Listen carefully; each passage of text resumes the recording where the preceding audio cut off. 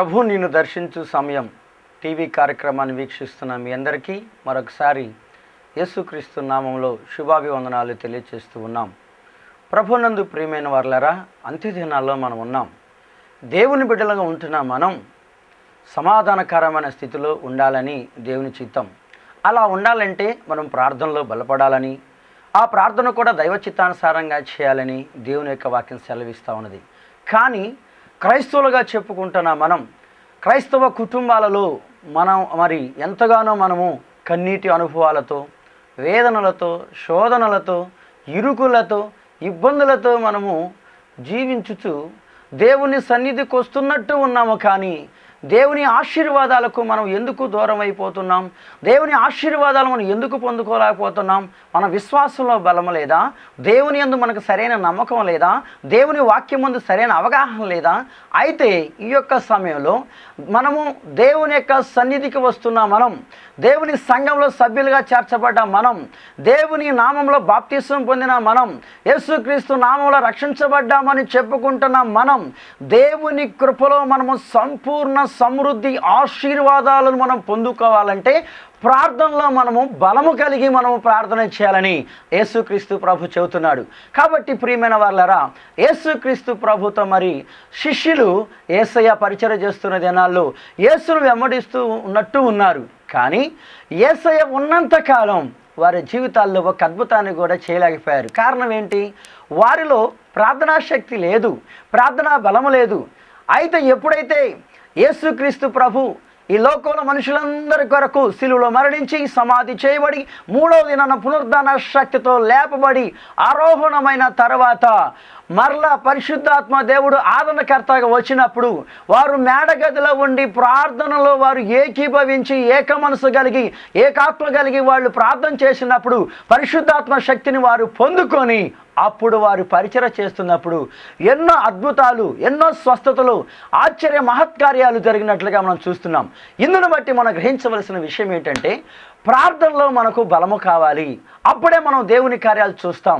ఈ యొక్క సమయంలో ఈ మాటలు వింటున్న నీవు, నీ ప్రార్థనలో బలం ఉందా? ఎన్నో సంవత్సరాల నుంచి చర్చికి వస్తున్నావు, దేవుని బిడ్డగా పిలిపించుకుంటున్నావు, మరి ఎన్నో రీతిలుగా సమాజంలో ఇతను యేసుక్రీస్తుని నమ్ముకున్నాడు, యేసుక్రీస్తుని నమ్ముకున్నట్టు కనబడుతున్న నీ జీవితంలో కార్యాలు ఎందుకు చూడలేకపోతున్నావు అంటే నీ ప్రార్థనలో కొంత లోపాలు ఉన్నాయి. నీ ప్రార్థనలో దేవుని చిత్తానుసారమైన విజ్ఞాపన లేదు. కాబట్టి ఈ యొక్క సమయంలో ప్రార్థనలో ఉన్న మెళకువలు, ప్రార్థనలో ఉన్న శక్తిని మనము తెలుసుకుందాం.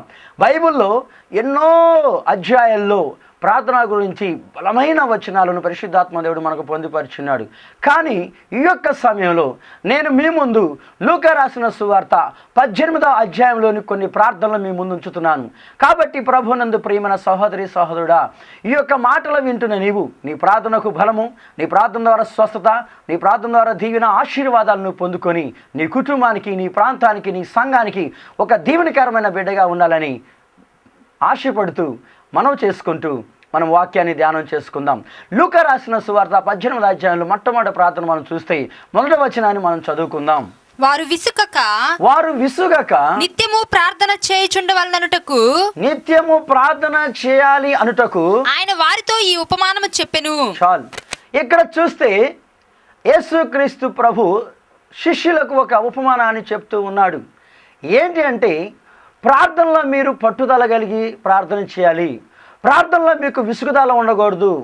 అప్పుడే మీరు ప్రార్థనలో బలాన్ని పొందుకుంటారు, ప్రార్థనలో శక్తిని పొందుకుంటారని ఒక ఉపమాన రూపంలో చెప్పాడు. ఒక వెధవరాలు తన ప్రతివాదికి న్యాయం చేయమని మాటికి ఎక్కడికి వస్తుంది? ఒక పెద్ద మనిషి దగ్గరకు వస్తుంది. అతను ఎటువంటి వాడు? దేవుడంటే భయం లేదు, మనుషులంటే లక్ష్యం లేకుండా, అంటే గౌరవం లేని పరిస్థితుల్లో బ్రతుకుతున్న ఒక అన్యాయస్తుడు. అటువంటి వ్యక్తి దగ్గరే తనకు న్యాయం జరగాలి. ఎవరు కూడా తనకి ఆధారం లేరు. అయినా సరే మాటికి వస్తున్నట్లుగా మనం చూస్తున్నాం. లోకంలో మనము సహాయాల కొరకు, లోకంలో మనం ఉపకారాలు పొందుకోవటం కొరకు ఎన్నో ప్రయత్నాలు చేస్తూ ఉంటాం. కానీ మనకి కొన్ని పరిస్థితుల్లో ఆ సహాయాలు మనకు అందవు. కానీ ఎప్పుడైతే దేవుని నామంలో నువ్వు ప్రార్థన చేయటం ప్రారంభిస్తావో, యేసు నామంలో విశ్వాసం కలిగి ప్రార్థన చేస్తావో, యేసు నామంలో నువ్వు పట్టుదల కలిగి ప్రార్థన చేస్తావో నీకు న్యాయం జరుగుతుందని ఇక్కడ ఈ యొక్క వెధవరాలి యొక్క స్థితిని పరిశుద్ధాత్మ దేవుడు మన ముందు ఉంచుతున్నాడు. కాబట్టి ప్రభునందు ప్రియమైన వాళ్ళారా, నువ్వు ప్రార్థన చేస్తున్నప్పుడు ఎలాగా చేయాలంటే పట్టుదలతో కూడిన ప్రార్థన చేయాలి. ఒక విషయాన్ని మీ ముందు ఉంచుతాను. ఒక విశ్వాసి కుటుంబము వారు ఒక వేరే ఊరికి ప్రయాణం అవుతున్న సమయంలో పాస్టర్ గారిని ఆహ్వానించుకొని ప్రార్థనాపూర్వకంగా ప్రయాణాన్ని ప్రారంభించుకోవాలని వారు ఆశపడి పాస్టర్ గారిని వారికి గృహానికి ఆహ్వానించుకున్నారు. ఆ సమయంలో వారు అనుకున్నది ఏంటంటే, పాస్టర్ గారు ఒక్క నిమిషం లేక నిమిషం ప్రార్థన చేస్తాడు, మనం టైంకి రైల్వే స్టేషన్కి వెళ్తాం, మనం అనుకున్న సమయానికి మనం చేరగలిగిన స్థలానికి చేరుతాం అని వారు ఆలోచన చేసుకొని పాస్టర్ గారిని ఇన్వైట్ చేశారు వారి గృహానికి. అయితే పాస్టర్ గారు నిమిషంన్నర కాకుండా 3 నిమిషాలు ప్రార్థన చేస్తూ వచ్చాడు. ఈ 3 నిమిషాలు ప్రార్థన చేస్తున్నప్పుడు వారు వాస్తవంగా వారి మనసులో ఎలా ఉంటుందో ఒకసారి మీరు ఆలోచించేయండి. వాళ్ళు సొనుక్కుంటూ ఉన్నారు. ఏంటి పాస్టర్ గారు ఇంత బారు ప్రార్థన చేస్తున్నాడు, చాంతాడు ప్రార్థన చేస్తున్నాడు, మాకు ట్రైన్ మిస్ అయిపోయే పొజిషన్లో ఉంది అని వాళ్ళు ఎంతగానో మనసులో ఎంతగానో గలిబిలైపోతున్నారు. ప్రార్థన ఏకీభవించట్లేదు. ఎట్టకేలకి ప్రార్థన అయిపోయింది. వారు స్టేషన్కి వచ్చారు. స్టేషన్కి వచ్చిన తర్వాత వారు ఎంక్వైరీ చేస్తే ఆల్రెడీ వాళ్ళు వెళ్ళవలసిన ట్రైన్ మిస్ అయిపోయిందని వాళ్ళు తెలుసుకొని, నిజమే ఈ పాస్టర్ గారు నిజంగా అంత ఎక్కువ ప్రార్థన చేయబట్టి ఈరోజు మనకి ట్రైన్ మిస్ అయిపోయిందని ఒకరినొకరు ఎంతగానో డిస్కషన్ చేసుకుంటూ ఎంతగానో మనసులో వాళ్ళు ఒత్తిడి పెంచుకుంటూ ఉన్నారు. అయితే కొద్ది నిమిషాలకి వాళ్ళకి స్టేషన్ నుండి వచ్చిన వార్త ఏంటంటే, ఇప్పుడే బయలుదేరిన రైలు ప్రమాదానికి గురైందని. ప్రభునందు ప్రియమైన వాళ్ళారా, నిజముగా దైవజనుడు చేసిన ప్రార్థన ఆ కుటుంబాన్ని రక్షించింది. ఆ దైవజనుడు చేసిన పట్టుదలతో కూడిన ప్రార్థన ఆ కుటుంబాన్ని కాపాడింది. ఈరోజు నీ కుటుంబం కాపాడబడాలంటే, నీ కుటుంబం రక్షించబడాలంటే పట్టుదలతో కూడిన ప్రార్థన చేయాలి. నీ భర్త మారాలన్నా, యవన కాలంలో నీ బిడ్డలు రక్షించబడాలన్నా, నీ కుటుంబంలో ఉన్న వ్యాధి బాధల నుండి విడుదల పొందుకోవాలన్నా పట్టుదలతో కూడిన ప్రార్థన చేయాలి. ఎందుకంటే అన్న మనోదుఃఖముతో తనకున్న ఆ గొడ్రాలనే పేరును తీసివేసుకొని దేవుని యొక్క నా మహిమార్థమై సంతానాన్ని పొందుకోవాలని దేవుని సన్నిధిలో పట్టుదలతో మనోదుఃఖంతో ప్రార్థన చేస్తున్నట్లుగా మనం చూస్తున్నాం. హిజ్కియా అనే రాజుకి మరణకరమైన వ్యాధి వచ్చినప్పుడు, ఒకవేళ ఆయన రాజు అయినప్పుడు కూడా ఎన్నో రకాల వైద్య ప్రయత్నాలు చేసి ఉండి ఉండొచ్చు. కానీ అతనికి ఎక్కడ సాధ్యము కాక దేవుని సన్నిధిలో పట్టుదల కలిగి కన్నీళ్లు కార్చి ప్రార్థన చేసినప్పుడు హిజ్కియా ప్రార్థన దేవుడు ఆలకించి 15 సంవత్సరాలు ఆయుష్ను పొడిగించినట్లుగా మనం చూస్తున్నాం. అంతేకాదు ప్రభునందు ప్రియమైన వారలారా, యాకోబు మోసగాడైనప్పుడు కూడా తన జీవితానికి ఇక బ్రతుకులేదని, తన అన్న చంపివేస్తాడని ఒక భయముతో దేవుని పాదాలు పట్టుకొని పట్టుదలతో పెనుగులాడి ప్రార్థన చేసినప్పుడు యాకోబును దేవుడు ఇశ్రాయేలుగా మార్చాడు. అప్పుడు ఇశ్రాయేలుగా మార్చిన వెంటనే ఒకప్పుడు మోసగాడే యాకోబు ఎప్పుడైతే ఇశ్రాయేలుగా మారాడో దేవునికి నామానికి మహిమకరంగా జీవించడం ప్రారంభించాడు. అంతేకాదు యాకోబు ప్రార్థన కోసం పొరరాజు ఎదురు చూస్తున్నాడు. దేవునికి స్తోత్రం. ఈరోజు నీ ప్రార్థనకు నాయకులు ఎదురు చూడాలి. నీ ప్రార్థనకు పెద్దలు ఎదురు చూసి నీ ప్రార్థన ద్వారా వారు ఆశీర్వాదాలు పొందుకోవాలంటే పట్టుదలతో కూడిన ప్రార్థన చేసినప్పుడు స్వస్థతలు, నీ కుటుంబ రక్షణ కార్యాలు జరగటానికి అవకాశం ఉంటుంది. కాబట్టి నువ్వు విసుగక పట్టుదలతో కూడిన ప్రార్థన చేయాలని ప్రభునామలో మనం చేస్తూ ఉన్నాం. రెండవదిగా ఏంటంటే, నీ ప్రార్థనలో శక్తి ఉండాలంటే, నీ ప్రార్థనలో బలం ఉండాలంటే రెండవదిగా నువ్వు ఏం చేయాలంటే తగ్గింపుతో కూడిన ప్రార్థన చేయాలని ఇక్కడ 18వ అధ్యాయంలో మనము 14వ వచనాన్ని చూస్తే అక్కడ సుంకరి పరిసయ్యులని ఇద్దరు కూడా దేవాలయానికి వచ్చి ప్రార్థన చేస్తూ ఉంటారు. అయితే వారిలో సుంకరి ఎంతగానో తగ్గించుకొని ప్రార్థన చేస్తూ ఉంటాడు. ఏమని? పాపినైన నన్ను కరుణించు, ఆకాశం వైపు కళ్ళెత్తుడు కూడా ధైర్యం చాలట్లేదని మరి ఎంతగానో దేవుని సన్నిధిలో గుండె బాదుకుంటూ విజ్ఞాపన చేస్తూ కన్నీళ్లు కారుస్తూ తన యొక్క పాప స్థితిని ఎంతగానో ఒప్పుకొని ప్రభు దగ్గర నీతిమంతుడిగా తీర్చిదిద్దబడ్డట్టుగా చూస్తున్నాం. మరొక వ్యక్తి ఉన్నాడు పరిసయ్యుడు. అతనేమంటున్నాడు, అయ్యా నేను ఆ చోరునిగాను, అయ్యా ఇదిగో ఈ యొక్క వ్యభిచారిగాను అలాగ ఉండనందుకు ఇలాగ ఉండనందుకు నీ స్తోత్రాలు, అంతేకాదు నేను నా రాబళ్ళ దశభాగాలు ఇస్తున్నాను, వారానికి 2 పర్యాలు ఉపవాసాలు ఉంటున్నాను, అంతేకాకుండా ఇదిగో నా పక్కనున్న ఈ సొంకరిగా నన్ను ఉంచినందుకు స్తోత్రాలు అని చెప్తున్నాడు. అంటే అతను ఏమనుకుంటున్నాడు? తన ప్రార్థనలో తనేదో గొప్ప ప్రార్థనాపరుడైనట్టు, తనేదో పెద్ద నీతిమంతుడైనట్టు తాను అనుకుంటూ ఉన్నాడు. నిజమే, ఆ యొక్క పరిసయ్యుడి యొక్క భక్తిని చూస్తే తన యొక్క సమాజం కూడా ఇతను చాలా ప్రార్థనాపరుడు, ఇతను చర్చికి చాలా నమ్మకంగా సహాయాలు చేస్తున్నాడు, ఉపవాసాలు ఉంటున్నాడని ఒకవేళ సమాజం అనుకోవచ్చాం. కానీ దేవుని దృష్టిలో అతని యొక్క ప్రార్థన నీతిమంతుడిగా తీర్చిదిద్దబడలేదు. కారణం ఏంటంటే తన ప్రార్థనలో తగ్గింపు లేదు. కానీ సుంకరి ఎంతగానో తగ్గించుకున్నాడు. ఈరోజు నువ్వు దేవాలయానికి వస్తున్నావు, నీకున్న చదువును బట్టి, నీకున్న పరిస్థితులను బట్టి నువ్వు గర్విస్తున్నావేమో. దేవుడు అంటే భయం లేకుండా, దేవాలయానికి వచ్చే విషయంలో క్రమం లేకుండా, నిర్లక్ష్యంగా పాస్టర్స్ వాక్యం చెప్పేటప్పుడు, ప్రార్థన చేసేటప్పుడేమో బైబిల్ చదువుకోవటం, ప్రార్థన చేసేటప్పుడు చర్చిలో పాటలు రాసుకోవటం, ఇదా నీ తగ్గింపు? దేవాలయానికి వచ్చినప్పుడు సుంకరు ఎలాగైతే తన పాపస్థితిని తాను గ్రహించి తగ్గించుకొని ప్రార్థన చేసినప్పుడు నీతిమంతుడిగా తీర్చిదిద్దబడ్డాడు. ఈరోజు నీ ప్రార్థనకు జవాబు రావాలంటే నీవు కూడా తగ్గించుకోవాలి. అందుకని అక్కడ 18వ అధ్యాయం చూస్తే తను తాను తగ్గించుకొని వాడు హెచ్చించబడును, తను తాను హెచ్చించుకొని వాడు తగ్గించబడును. కాబట్టి నువ్వు ఎలా ఉంది నీ ప్రార్థన? హెచ్చింపులో ఉందా నీ ప్రార్థన? లేకపోతే దేవుని నామములో నువ్వు తగ్గించుకొని, ప్రభువా నేను నీ దృష్టిలో చాలా ప్రభు అయోగ్యుడిని, నన్ను క్షమించి నీ నామంలో ప్రభువా నన్ను యోగ్యమైన వ్యక్తిగా మార్చని నువ్వు తగ్గింపు ప్రార్థన చేస్తున్నావో లేదో ఇప్పుడే నీకు నువ్వు పరీక్షించుకొని సుంకరు వలె నువ్వు తగ్గించి ప్రార్థన చేస్తే నీ ప్రార్థనకు జవాబు దొరుకుతుందని ప్రేమతో నీకు మనవి చేస్తూ ఉన్నాం. మరి యేసుక్రీస్తు సిలువలో ఉన్నప్పుడు 2 దొంగలు ఉన్నారు. వారిలో ఒక వ్యక్తి అంటున్నాడు, నువ్వు దేవుని కుమారుడైతే నిన్ను రక్షించుకొని మమ్మల్ని రక్షించు అని అంటూ ఉంటే, మరొక వ్యక్తి యేసుక్రీస్తు సిలువలో పలుకుతున్న మాటలందు విశ్వాసం ఉంచి నమ్మకం ఉంచి అంటున్నాడు, అయ్యా మాకైతే ఈ శిక్ష మాకు న్యాయమే, కానీ నీకు న్యాయం కాదు అయ్యా.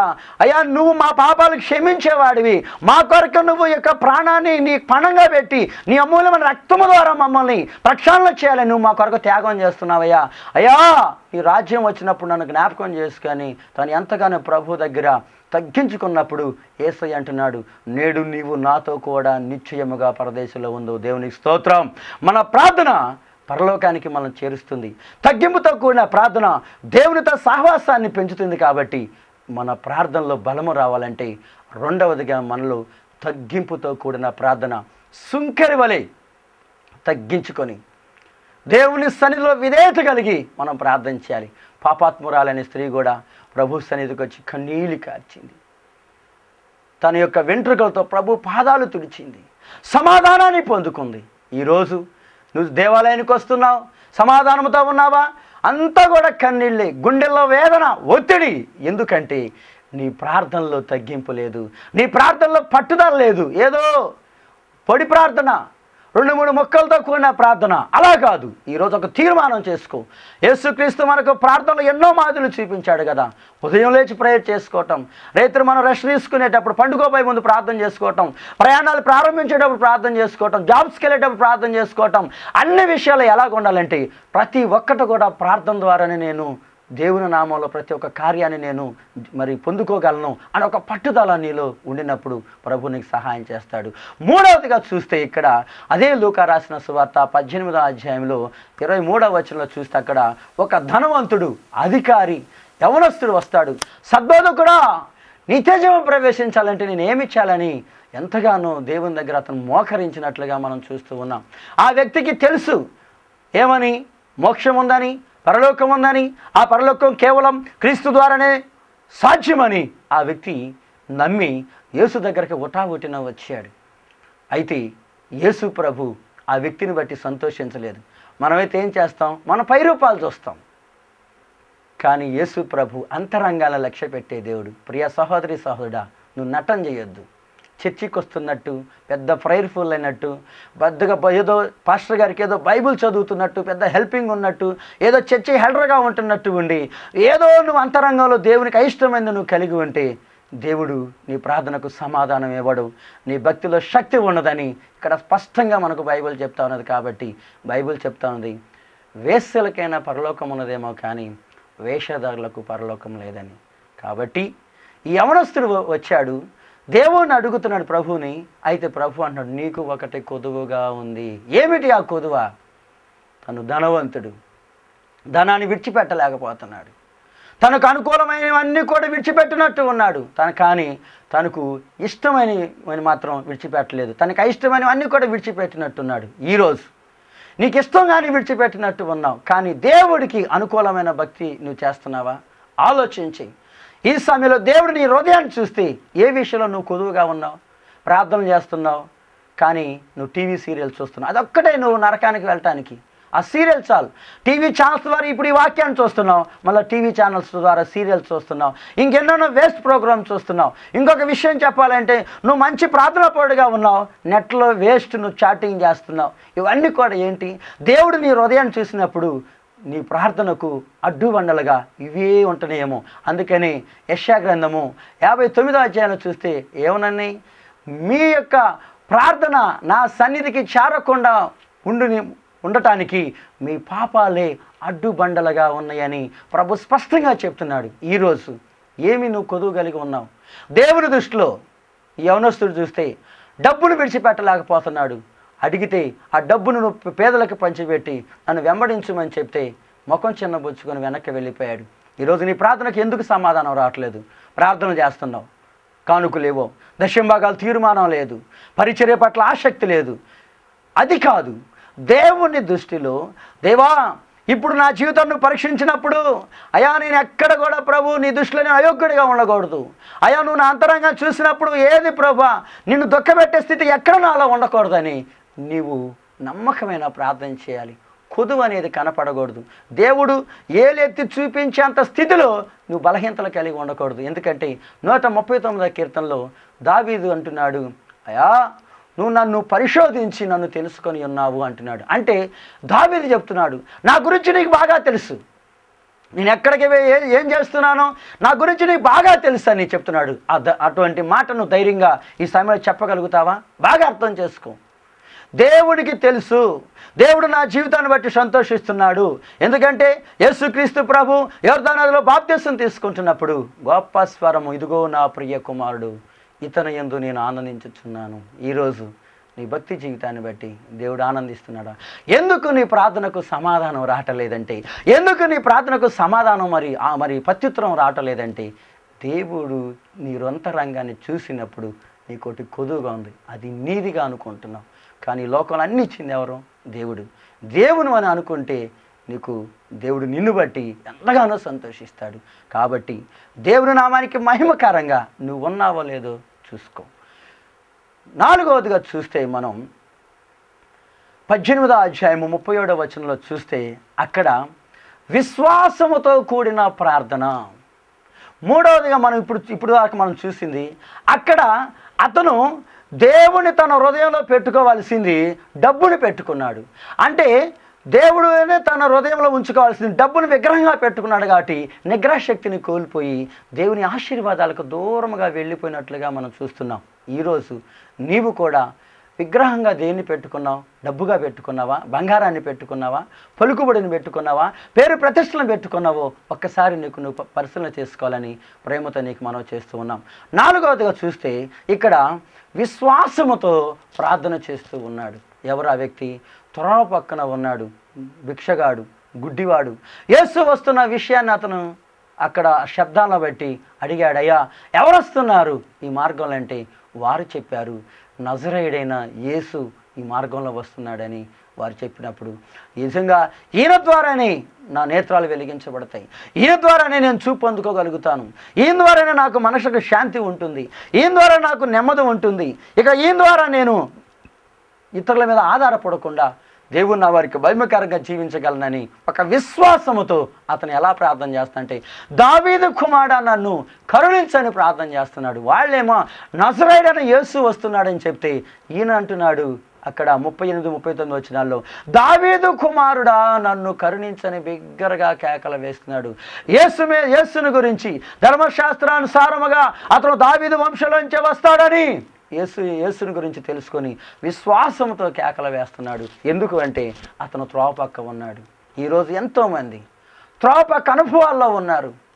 ఎన్నో రకాలైన అలవాట్లకు గురై భార్య అంటే, బిడ్డలంటే ప్రేమ లేకుండా, బాధ్యత లేకుండా చేసే కష్టమంతా కూడా ఏ బ్రాందీ షాపులకో, ఏ అక్రమ సంబంధాల కుటుంబాలకో, ఏ ప్యాకెట్ క్లబ్బులకో నువ్వు ఖర్చు చేస్తున్నావు. కారణం చేసే డబ్బు, చేసే చాకిరీ, వచ్చే శాలరీ నీ ఫ్యామిలీకి రావటం లేదు. ఎందుకంటే నీ మనోనేత్రాలు మూయబడినాయి. దేవుని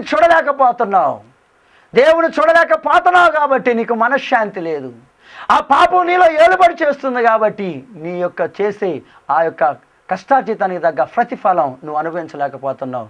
దేవుడు ఆశించిన రీతిలో ఈరోజు నీ కుటుంబం ఒక శ్రేష్టమైన అనుభవంలో ఉండాలంటే ఆ వ్యక్తి కూడా నిజముగా తనకు ఆ యొక్క గుడ్డితనం నుండి బయటపడాలని దావీదు కుమారుడు నన్ను కరుణించని అంటున్నాడు. కరుణించంటే ఏంటి? చూపునేమని అడగట్లేదు, కానీ కనికరించయ్యా, నువ్వు కనికరిస్తే నాకు చూపునిస్తావు, నువ్వు కనికరిస్తే నాకు ఆనందాన్ని ఇస్తావు, నువ్వు కనికరిస్తే నాకు సమాధానం ఇస్తావు, సంపూర్ణంగా అన్నీ కూడా నీ దగ్గర ఉంది అని ఎంతగానో విశ్వాసముతో, సంశయం లేకుండా, సందేహం లేకుండా వాళ్ళు ఎంతోమంది చెప్పుంటారు, ఎందుకురా నువ్వు అలా ప్రాకులాడుతున్నావు, ఇది ఎప్పుడో పుట్టుక నుండి వచ్చిన బలహీనత కదా, నువ్వు ఎందుకు అలాగా ఆయన వస్తుంటే ఎందుకు అలాగా ఆయన్ని డిస్టర్బెన్స్ చేస్తున్నావని ఎంతోమంది తను అబ్జెక్షన్ చేసి ఉండొచ్చాం. కానీ తనకున్న విశ్వాసం యేసు మీద బహు గొప్పది. ఈరోజు నీవు ప్రభు సన్నిధిలో వెలిగించబడాలి. ప్రభువా, నువ్వే నా హృదయ నేత్రాలను వెలిగించగలిగిన దేవుడివి, నా పాపాన్ని ప్రక్షాళన చేయగలిగిన శక్తివంతుడివి, పరిశుద్ధుడివి. ప్రభువా, నా పట్ల నీ కనికరం చూపించు, నీ కృప చూపించని విశ్వాసంతో నువ్వు ప్రార్థన చేస్తావా? అందుకని బైబిల్ చెప్తుంది, విశ్వాస సహితమైన ప్రార్థన రోగిని స్వస్థపరచును. నీ ప్రార్థనలో విశ్వాసం ఉండాలి. సందేహంతో నువ్వు ప్రార్థన చేయకూడదు, సంశయంతో ప్రార్థన చేయకూడదు, అవిశ్వాసంతో ప్రార్థన చేయకూడదు. అల్ప విశ్వాసంతో కూడా ప్రార్థన చేస్తే ప్రార్థనలో నువ్వు కార్యాలు చూడలేవని స్పష్టంగా బైబిల్ చెప్తా ఉన్నది. కాబట్టి ప్రభునందు ప్రియమైన సహోదరి సహోదరుడా, నీ ప్రార్థనకు జవాబు రావాలంటే, నీ ప్రార్థనకు ప్రతిఫలం రావాలంటే, నీ ప్రార్థన ద్వారా నీ కుటుంబం రక్షించబడాలంటే, నీ ప్రార్థన ద్వారా నీ సంఘంలో ఉద్యమం రావాలంటే, నీ ప్రార్థన ద్వారా దేవుడు నిన్ను నీ ప్రాంతానికి దీవెనకరమైన వ్యక్తిగా చేయాలంటే పట్టుదలతో కూడిన ప్రార్థన చేయాలి, తగ్గింపుతో కూడిన ప్రార్థన చేయాలి, నిగ్రహ శక్తితో కూడిన ప్రార్థన చేయాలి. విశ్వాసంతో కూడిన ప్రార్థన చేసినప్పుడు దేవుడు నిజముగానే జీవితాల్లో కార్యాలు చేస్తాడు. కాబట్టి ఈ యొక్క మాటలు వింటే నీ ప్రార్థనలో ఇంత బలం ఉందా? ఎందుకు లేదంటే ఏదో వాడుకగా అలవాటుగా చర్చికి వెళ్తున్నాను, వస్తున్నాను, ఏదో కొంచెం ప్రార్థన చేసుకుంటున్నాను అంటున్నాను. లేదు, ఇప్పుడు నువ్వు ఒక ప్రణాళికబద్ధంగా నీ జీవితంలో ఒక ప్లానింగ్ చేసుకో. నేను పట్టుదలతో ప్రార్థన చేయాలి, నా భర్త కోసం, నా చర్చిలో ఉద్యోగం కోసం, పరిశుద్ధాత్మ వరాలు పొందుకునే విషయంలో నేను ఏకాంతంగా ప్రార్థన చేయాలి, దేవుని శక్తిని పొందుకునే నిమిత్తం ఏక మనసు ఏకాత్మ కలిగి నేను ప్రార్థన చేయాలని ఒక పట్టుదల కావాలి నీకు. అప్పుడే ప్రభువు సహాయం చేస్తాడు. ఈరోజు అనుభవం నీకు ఉందో లేదో నువ్వు పరిశీలన చేసుకొని అనుభవాన్ని పొందుకోవటానికి అది నీ వల్ల కాదు, దేవుని సహాయం కావాలి. దేవుని సన్నిధికి నువ్వు వచ్చినప్పుడే నువ్వు ప్రార్థన చేస్తావు. ఎందుకంటే యెషయా గురించి మరొకసారి జ్ఞాపకం చేస్తున్నాను. యెషయా ఒకప్పుడు ఏమనుకున్నాడంటే అది ఇది అని అన్నాడు. దేవుని సన్నిధికి వచ్చి ప్రార్థన చేసినాడు, పరిశుద్ధతను పొందుకున్నాడు. అప్పుడు తన గురించి తను బాగా అర్థం చేసుకున్నాడు. అప్పుడు దేవుని చిత్తాన్ని తెలుసుకున్నాడు. ఎంత బలమైన కార్యాలు యెషయా చూశాడు. ఈరోజు నీ జీవితంలో కూడా బలమైన కార్యాలు నువ్వు చూడాలంటే, నీ ద్వారా దేవుడు బలమైన కార్యాలు జరిగించుకోవాలంటే, నీ ద్వారా దేవుడు తన యొక్క ఉన్నతమైన సేవను విస్తరింప చేసుకోవాలంటే ఒక దైవజనుడిగా నీవు బాగా బలమైన ప్రార్థన చేయాలి, విశ్వాసంతో ప్రార్థన చేయాలి. లోకుల మీద ఆధారపడటం కాదు, లోకం మీద ఆధారపడి సేవ చేస్తున్నామని కాదు, దేవుని మీద ఆధారపడి మనం సేవ చేయాలి. నీ కోపం వస్తుంది, ఏంటి మేము అలా చేస్తున్నామని. నిజముగా మన సేవ దేవుని మీద ఆధారపడినప్పుడు దేవుడు మనల్ని తన ఉద్దేశానుసారంగా నడిపిస్తాడు, తన యొక్క చిత్తానుసారంగా మనం నడిపిస్తాడు. ప్రార్థనలో మన అద్భుతాలు చూడగలుగుతాం, ప్రార్థనలో మన ఉద్యమాన్ని చూడగలుగుతాం. కాబట్టి ఈ మాటలు వింటున్న నీవు ఆ రీతిగా ప్రార్థన చేయాలి. ప్రార్థన చేస్తూ ఆయన రాకడకు నువ్వు సిద్ధపడి ఆయన నామానికి మహిమకరంగా నువ్వు జీవిస్తూ ప్రతి ఒక్క దుష్ట కార్యాలను విడుదల పొందుతూ దేవునికి లోబడుతూ అపవాదిని ఎదురిస్తూ ఉండినప్పుడు ఇక వాడు నీ నుండి పారిపోతాడు. కాబట్టి అటువంటి శక్తి, బలము, జయము, పరిశుద్ధాత్మ అభిషేకాన్ని ఆ దేవాది దేవుడు మీకు అనుగ్రహించులాగన ప్రార్థన చేసుకుందాం. ప్రార్థన ఆలకించువాడా, నీ పరిశుద్ధ నామానికి స్తోత్రాలు చెల్లిస్తూ ఉన్నాం. యేసు ప్రభువా, నీ శక్తిని, నీ కార్యములు, నీ జీవాన్ని, బలమును, ఆత్మ సంబంధ విషయాల్లో పరిపూర్ణతగా మేము ఉండాలంటే ప్రభువా, పట్టుదలతో కూడిన ప్రార్థన చేయాలని, తగ్గింపుతో కూడిన ప్రార్థన చేయాలని, నిగ్రహంతో కూడిన ప్రార్థన చేయాలని, విశ్వాసంతో కూడిన ప్రార్థన చేయాలని ఈ లూకా రాసిన సువార్త 18వ అధ్యాయం ద్వారా ప్రభు మాకు ఎన్నో విషయాలు ప్రభు అంత్య దినాల్లో నీ యొక్క సాన్నిధ్యంలో ఉంటున్న నీ ప్రియ పిల్లలుగా మమ్మల్ని ప్రేమించి మాకు నేర్పించిన ప్రతి ఒక్క వాక్య పాఠాలను బట్టి నీకు స్తోత్రాలు చెల్లిస్తున్నాను ఆయన. ఈ మాటలు వింటున్న ప్రతి ఒక్క బిడ్డలో ప్రభా ఒక గొప్ప ఉద్యమం రావాలి ప్రభా. ఆసక్తితో కూడిన ప్రార్థన వారి చేయడానికి సహాయం చేయనైనా. నీ పాదం నాకు స్తోత్రాలు ప్రభా. నాయన నీ బిడ్డలో ఇంకను ప్రభు వారి గుండెల్లో వారి మనసులో ఉన్న ప్రతి ఒక్క హృదయ వేదన వారికి విడుదల కలిగించయా. నిజంగానైనా యోహాను పత్రికలో చెప్పు నీతిగా ప్రభు ధైర్యముగా మీరు ప్రార్థన చేసినప్పుడు దేవుని చిత్తాన్ని మీరు పొందుకుంటారని ప్రభు నీ వాక్యం ద్వారా మాట్లాడుతున్నావు ప్రభా. నిజంగా ప్రభు ప్రార్థన ద్వారా ధైర్యం వస్తుంది ప్రభా, ప్రార్థన ద్వారా సమాధానం వస్తుంది ప్రభా. ఈ సమయంలోనైనా ప్రతి ఒక్కరు కూడా ప్రభు అయ్యా నాయన మెళుకుతో ప్రభా, అయ్యా నాయన విశ్వాసంతో ప్రభా ప్రార్థన చేయడానికి సహాయం చేయమని ప్రార్థన చేస్తున్నాను ఆయన. యేసయ్యా నీకు వందనాలు చెల్లిస్తున్నాం ప్రభు. ఈ మాటలు వింటున్న ప్రతి ఒక్క బిడ్డను బట్టి ప్రార్థన చేస్తున్నాం ప్రభా. ఎక్కడ కూడా నులివెచ్చనగా ప్రభు అయ్యా నాయన నామకార్థతగా ప్రభు వేషధారణగా ఉండకున్న తండ్రి రోషము కలిగి ప్రభా, రౌద్రము కలిగి ప్రభా, పరిశుద్ధాత్మ అభిషేకముతో ప్రభా ప్రార్థన చేయడానికి సహాయం చేయమని ప్రార్థన చేస్తున్నాను అయ్యా. నీకు స్తోత్రాలు. ప్రార్థనలో ఉన్న ఆనందాన్ని మీరు పొందుకోవడానికి సహాయం చేయి. మీరు కుటుంబాల్లో ఉన్న ప్రభు శోధనలు బట్టి ఇన్ని దినాలు ఎందుకు నాయన వారి కార్యాలు చూడలేకపోయారో నువ్వు తెలియచేసావు ప్రభు. అయ్యా వారి కుటుంబాల్లో ప్రభు కాస్త రక్షణ కార్యాన్ని, స్వస్థత కార్యాలు ప్రభు, వారి కుటుంబాల కాస్త సమాధానము, జీవాన్ని దయచేయమని ప్రార్థన చేస్తున్నాం ప్రభువా. ఇంకా ప్రతి ఒక్కరు కూడా రక్షించబడటానికి సహాయం చేయి. యవనస్తులను ప్రత్యేకంగా జ్ఞాపకం చేసుకో అయ్యా. వారు రక్షించబడటానికి, వృద్ధులకు జ్ఞాపకం చేసుకో, వారి మనసును స్థిరపరిచి వారు కూడా సంపూర్ణ ఎరగటానికి సహాయం చేయనైనా. ఇంకా ఎంతోమంది ఉద్యోగాలు చేసుకున్న బిడ్డలు ఉన్నారు తండ్రి. వారి ఉద్యోగాలకు కావాల్సిన ఇండైరెక్ట్ దయచే ప్రభా. చేతి పనులు చేసుకుంటుండగా వారి పని పట్ల కావాల్సిన భద్రతను దయచేయమని ప్రార్థన చేస్తున్నాం. ప్రతి ఒక్క క్రైస్తవ సంఘాల్లో ఉద్యమాన్ని దయచే ప్రభా. ప్రతి ఒక్క దైవజనుడిని దీవించి ఆశ్రయించమని ప్రార్థన చేస్తున్నాం. ఈ పరిచర్య వీక్షిస్తున్న ప్రతి ఒక్క బిడ్డకు కూడా కావాల్సిన ప్రార్థనా బలాన్ని, జీవాన్ని దయచేసి నీ కృపలో ప్రభా వీరందరూ కూడా ప్రభు నీ రాకడకు ఆయత్తుపడగలిగిన బుద్ధిగల కన్యకలు ఎలాగైతే ప్రభు వారి యొక్క సిద్ధుల్లో ప్రభా నూనె సిద్ధపరచుకొని అయా పెండ్రి కుమారు వస్తున్న సమయంలో ప్రభా ఎదుర్కొని ఎలాగైతే రాజ్యంలో చేరగలిగానో అటువంటి సిద్ధపాటు కలిగిన ప్రార్థన ఆత్మను ప్రతి ఒక్క బిడ్డకు దయచేసి నువ్వు మాత్రమే ఈ పరిచర్య ద్వారా మహిమను అందమని నజరేయుడైన యేసుక్రీస్తు శక్తిగల నామంలో ఈ ప్రార్థన వేడుకొంచున్నాం పరమ తండ్రి. ఆమేన్. మన తండ్రి అయిన దేవుని ప్రేమ, కుమారుడైన యేసుక్రీస్తు కృప, పరిశుద్ధాత్మ కన్యైన సహవాసము కూడిన మనందరికీ ఆయన సన్నిధి సదా మనకు తోడైండి నడిపించునుగాక. ఆమేన్. ప్రభునందు ప్రియమైన వారలారా, ఇంతవరకు ఈ యొక్క కార్యక్రమం ద్వారా మీరు బలపడి ఉన్నారు, ఆశించబడి ఉన్నారు, దీవించబడి ఉన్నారని ఒక విశ్వాసం, నిరీక్షణ మీకు ఉండినట్లయితే ఇంకా మీకు ప్రార్థనా సహాయ సహకారాలు మా ద్వారా మీరు తీసుకోవాలని విశ్వాసం ఉంచి ఆశ కలిగినట్లయితే వెంటనే మీరు మమ్మల్ని సంప్రదించగలరు. మా address brother Chand Saheb, Ashray ministries, door number 12-1413/4, Madinagar, Chilakaluripet 522616, Guntur జిల్లా. మా ఫోన్ నెంబర్స్ 08647253094. మా సెల్ నెంబర్ 9441753302. మా ఫోన్ నెంబర్స్ మరొకసారి 08647253094. మా సెల్ నెంబర్ 9441753302. దేవుని యొక్క చిత్తమైతే మరొకసారి మనందరం కలుసుకోవటానికి ఆ ప్రభు మహాకృప మనందరికి తోడైన నడిపించునుగాక. ఆమెన్.